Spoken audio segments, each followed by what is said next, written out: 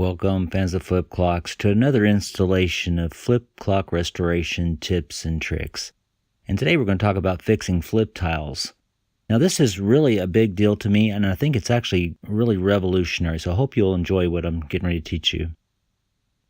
And that clock there in the background, this Centrios, this clock here is going to help us keep track of our time, so you can see just exactly how long this is going to take us, because I do cut some of these videos so that I get the boring parts out. So we'll see the elapsed time as we go. So what are we talking about here? We're talking about when you get a flip clock, probably off eBay, and you're excited and you look and see, dang, they're using some kind of hieroglyphics on this clock. And then you realize that the seller forgot to tell you that there's a tile that's fallen off. No, gratefully, it's in the bottom of the clock. And so you'll get on YouTube and look up this joker on Flip Clock Fans and figure out how to get that back in there. But you look closer and you see that there's a tab missing. Now that's pretty upsetting. Now what we do at that point is we get on flipclockfans.com and ask anybody if they've got an extra tile there, and you can do that. That's what we're there for. But I've tried many things to fix that. I've glued things on there. I've cut pieces off other tiles. I've done about everything you can imagine to fix that, and I'm sure some of you have as well. But I've come upon this way, which I really think is going to revolutionize, and we're going to use Superglue. Now this stuff is evil, and you've got to keep it away from your flip clocks. This stuff will ruin your tiles. It'll ruin your plastic on your clocks. I'm telling you, keep it away from your clocks. So when you're working on your baking soda, we're going to use baking soda with this too. And sandpaper, 150 grit works really good. You could use an emery board, which might even work better, but my wife wouldn't let me have it. And there, we're going to use some aluminum foil. Those things there are going to turn things around for us. We're going to get this back in the clock. So I'm going to show you how to do that. We've got that edge right there. We're going to use that super glue, and we're going to grow a tab on there, and that clock's going to show us how long it takes me to get this done. First thing we're going to do is we're going to get our super glue out. Again, watch where this stuff goes. Watch it on your fingers. You get that on your finger and touch your cabinet of your clock, and it will leave a permanent fingerprint. It will embed the fingerprint. A little drop, it's all you need. And I like the aluminum foil because it doesn't seem to react with the glue. Keeps it isolated and I can see it. Now you're going to get yourself a pinch here of baking soda. You want to keep it away from the glue, and you're going to find out why here in a second. I want to get that residue off my hands. So what we're going to do here is we get this tile. We're going to dip that in the super glue right where the broken part is. Right there, you can kind of see it. If you look closely at it, you can see where it's broke off. Be very careful, and I don't want to dunk it in too deep. I just want to get it right there. I'm going to go immediately into the baking soda very lightly. And I've got the baking soda piled up there so it doesn't smash the super glue all over the place. So there it is, baking soda. Knock off a little bit of the extra. I don't want that to get into my super glue too much. We're just going to go back and forth like that. Now what's happening? Well, you're going to have to Google it. Super glue and baking soda make a very good combination for fixing things. Now you think, well, why don't you glue something on with that little combination? But you're going to find out this is going to be better than any other method. I don't want to glue anything on there. We're going to grow us a tab with this process. So we're going back and forth, and we're going to get it about the length we need it. And this looks like a stalactite grown in a cave. It's a bulky ball, but that's where the sandpaper is going to come into play. And I think we're there. Now you're looking at that and you're thinking there is no way that's going to work. We're going to prove you wrong. So now that, watch out. That is evil. Evil stuff. Okay, so, and I'm not playing. Don't mess up your clock.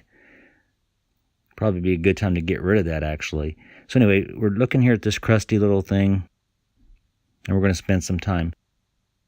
And it will take a little time, but we're going to keep our eye on this, and you're going to see it's not going to kill us with time here. So Like I said, I'll cut the video from time to time to get through some of the boring parts. I'm taking my time with this. I'm going to shape it up. Just keep working on it. Not using a lot of force. I'm making a dent there. I'm going to take it and get the edges down and get it smooth. Got to try to make sure I don't hit my the rest of the tile. That's going to put scratches on the tile. Got some work to do. Coming along, you can see it's flattened down there. Now, if I can get it on the edge, sometimes I work it on the edge of the table. It seems like I'm able to get to it a little better. Hey, this is just technique. I mean, some of you are probably better at me at this stuff. It's just kind of like art. I mean, you're just kind of sitting there carving away.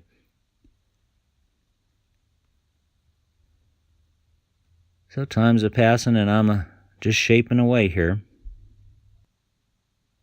And we're not too far into this, and you're going to see that I'm getting closer. Now think about the times I've done this in the past where I've glued something, I had to wait overnight, and we're just minutes into this, and you can see it's starting to take shape.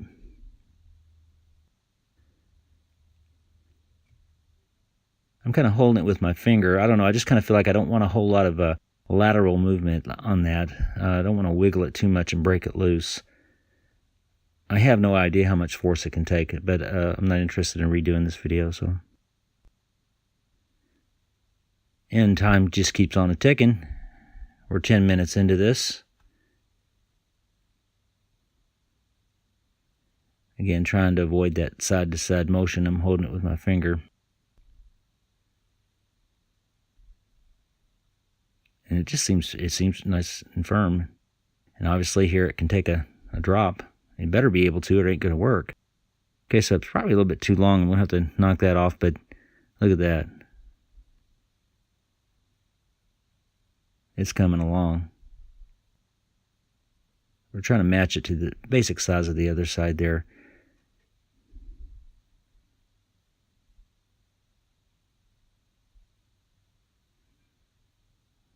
All right, I'm getting closer. I can't tell you exactly how far to take it. You can look at another one, but this here, what I'm showing you here is, when I get to the end, I'm kind of doing it like I would sharpen the blade, so that I'm not getting that weird side-to-side motion. And I'm going to take it back and forth here. I'm not trying to put a edge on it. I'm just trying not to. When I get towards the end here, I'm trying not to knock it off. We've come too far, and we're getting really close here.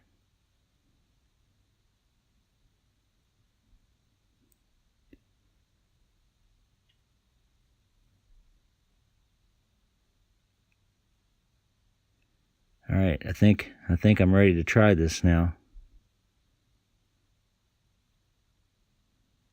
And I've taken my time. I haven't screwed up my tile too bad here, so I'm going to make sure it's flat and flush there.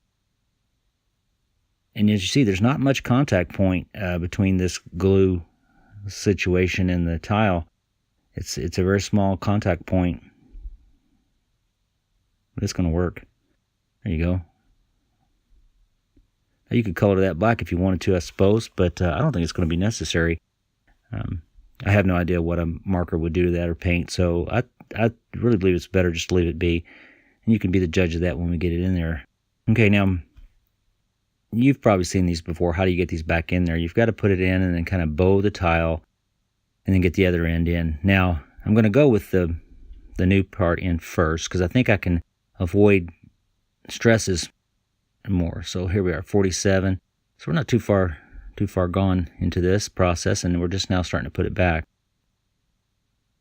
About 15 minutes into it, and I am taking my time. So this is only the second time I've done it. I've done this on another clock, a clock I recently got, a Faces West flip clock.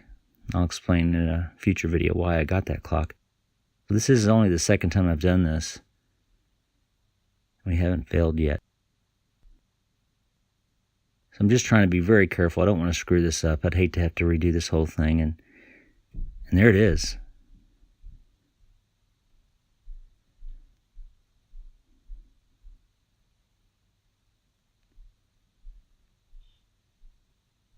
Look at that. Now the gap there between the two 10 tiles is perfect. I mean, if you've done this before, you know sometimes that's hard to get. But look at this. It's just perfect. You can't see that it's white. I really think you shouldn't mess with it. And you try to color those tiles, you will be able to see it. Now, I think that deserves a thumbs up. So think about it. There we are, 48. So whatever that is, 16 minutes. I've got a working tile now. Well, I really hope this helps somebody. I think it can turn things around for us, those of us who like to fix these clocks. Awesome. When you get the time, come visit us at flipclockfans.com.